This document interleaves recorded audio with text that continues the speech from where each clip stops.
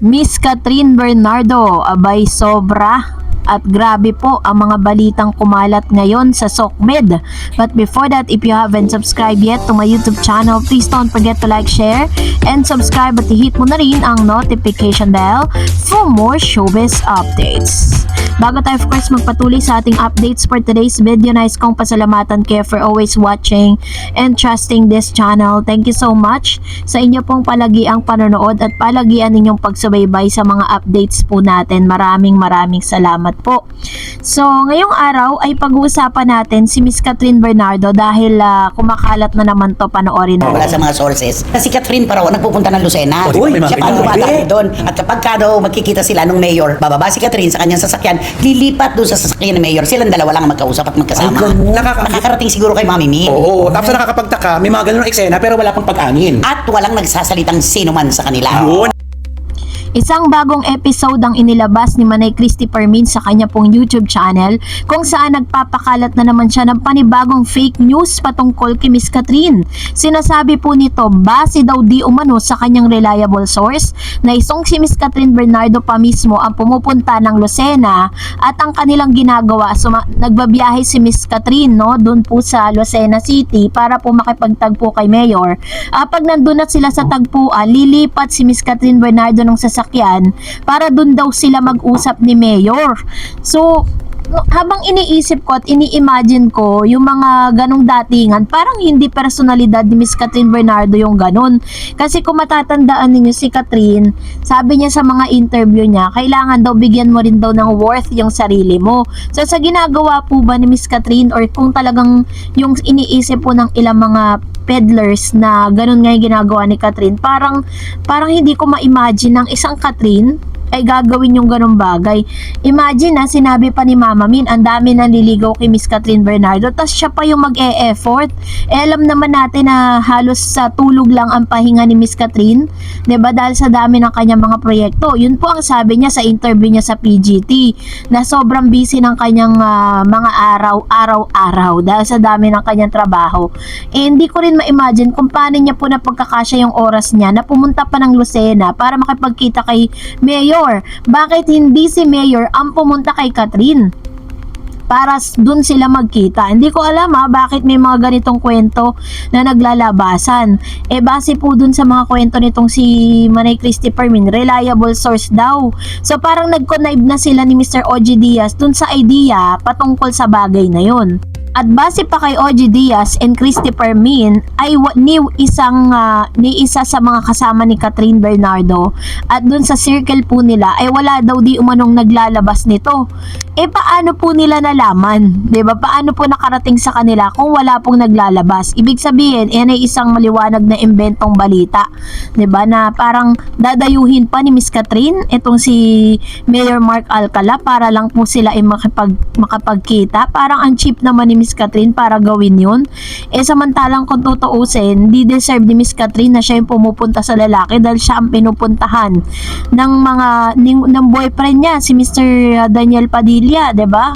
Kaya naman talagang katakataka lang kung bakit ganito. Maaring itong si Christy Permin nung inilabas niya or inedit yung video na to, hindi niya pa napapanood yung statement ni Miss Catherine Bernardo, yung kanyang nung tinanong siya ni Miss MJ Marpori, kasi kagabi lang yun yung kanyang balita, maaaring isang linggo na yan nakakalipas or ilang araw na bago pa po na post, kasi hindi naman po yan talagang on the date talagang pinopost nila. Maaaring din niya napanood to. I'm very happy and yes, still single. I love it. I'm very happy and single. Miss Catherine Bernardo is finally, sinabi niya sa publiko that she's happy and single. Dito pa lang, kinukumpirma na ni Miss Catherine at dinideny niya na walang Mayor Alcala sa buhay niya dahil single siya at happy. So, ano po yung sinasabi nila ni OG tsaka ni Manay Christy Permin? So, alam nyo na kung ano pong ibig sabihin nun. So, ay nako talaga naman. So, at kayo na po ang humusga.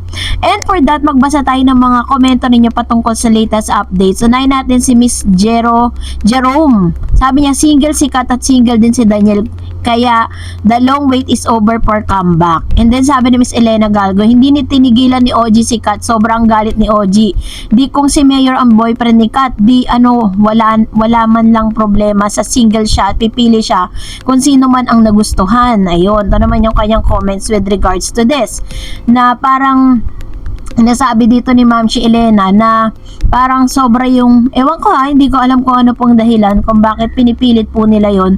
Si Miss Catherine Bernardo na nga po talaga yung nagsabi. Well, in fact, maliban na lang talaga na kung talagang nililihim talaga ni Miss Catherine yun. 'Di ba? And another one, sabi pa niya, sabi ng isang comment, Miss Darrets at sa fans na rin na tulad ko at mga bashers na rin. Ito lang ang opinion ko dyan. Bakit kasi sa simula pa lang nang pumutok ang balita tungkol kay Mayor Catherine, bakit hindi agad nagsalita yung kampo ni Catherine at nung mayor para patay ng issue? Tapos ngayon kung kailan malala na ang issue tsaka si Catherine nagsasalita. Pasintabi na lang po Miss Tareds at sa lahat. Palagay ko si Catherine at mayor talaga. Kaya niya sinabi na single siya ngayon kasi nga 'di ba may movie siyang gagawin at may career siyang iniingatan. Syempre sasabihin talaga ni Catherine na single siya. So ito yung kanyang opinion with regards to this na parang sinasabi nito na isa sa mga dahilan kung bakit itinatanggi ni Miss Catherine dahil may iniingatan po siyang karera na maaapektuhan yung karir niya pag sinabing sila nga ni Mayor. So sabi niya pa, hindi maapektuhan yung mga proyekto niyang paparating at maging maganda pa rin yung image niya. Sorry ganun po kasi ang obserbasyon ko sa nangyayari kay Catherine ngayon, sabi niya. Kung okay lang, kung okay kay Catherine, ay masasabi kong ako na totoo kasi huli lalabas at lalabasin ang katotohanan. Okay lang kahit mabash ako sa opinion ko, baka yan din ang dahilan ko bakit huminto si Alden sa panliligaw. Huminto at hindi binasted. Ayan. So, ito yung kanyang opinion with regards to this. At, grabe po, diba? And, of course, okay lang kahit mabash ako sa opinion ko. Baka yan din ang dahilan ko bakit huminto si Alden sa panliligaw. Huminto at hindi binasted.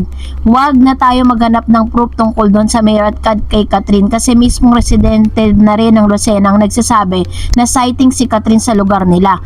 Pero in fairness, kilig talaga ang mga binigay ni Alden at Catherine sa ating masa. Sana magkaroon nga ulit sila ng proyekto. So, yun yung sinasabi ni Ma'am Mami Ret na meron nga daw mga sightings na si Catherine pero walang resibo. Sa dami ng mga ng mga tao dun sa Lucena, ba't wala ni isa mang resibo? Sabi ni Senamante, ayun na naman Ma'am Darrets, wag nang umasa na sila ni Alden kasi wala ngang inamin si Kat, dami nalilig sa kanya pero wala pa rin inaamin. Mahirap umasa kay Tisoy, fly high ka na lang, yaan mo na si Kat.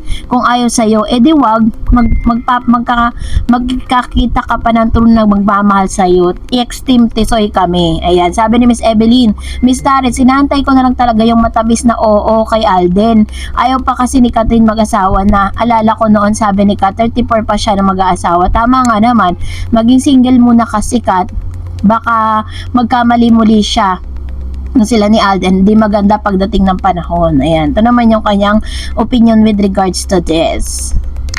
And another one, sabi ni Miss Marilu, if Kat is stating that she's single and denying any relationship with Alden, then Alden has the right to openly pursue any women in show business or someone outside show business. Go Alden, open your eyes. There's so many quality women out there who don't have too much controversies attached to their names. Good luck, RJ. Ayan, ito naman yung opinion naman ni Miss Marilu Ching.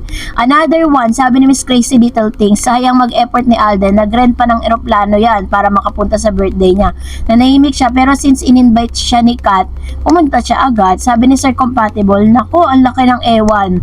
Pag pinagpilitan niya si Tisoy dyan sa mayor na yan, Diyos ko, pang ilan na siya sa buhay niyan, pang 5 or 6. Gising girl kay Tisoy, una't huli kang mamahalin, no ka ba? Very true.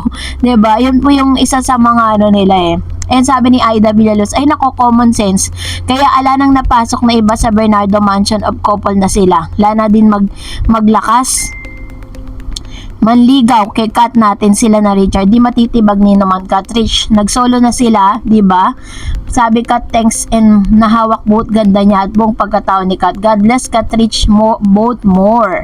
And another one, sabi ni Miss Corazon, I love how Catherine Bernardo looks during the ABS-CBN ball. She was simply dressed without so much accessories, yet she was elegant. Another round of applause for Catherine. Sabi ni Miss Alice Calisin, alam kasi ng ibang vlogger creator, dadami views nila pag sikat ang content nila. Million followers kasi sikat. Kaya tumigil na kayo mga vloggers na fake. Ayan, so ganito naman yung kanyang opinion with regards to this. At of course, maraming salamat po sa inyong mga komento, and that's it for today. For more videos and updates, please don't forget to like and subscribe, and please don't forget to follow my Facebook page, Dar Eds TV. God bless everyone.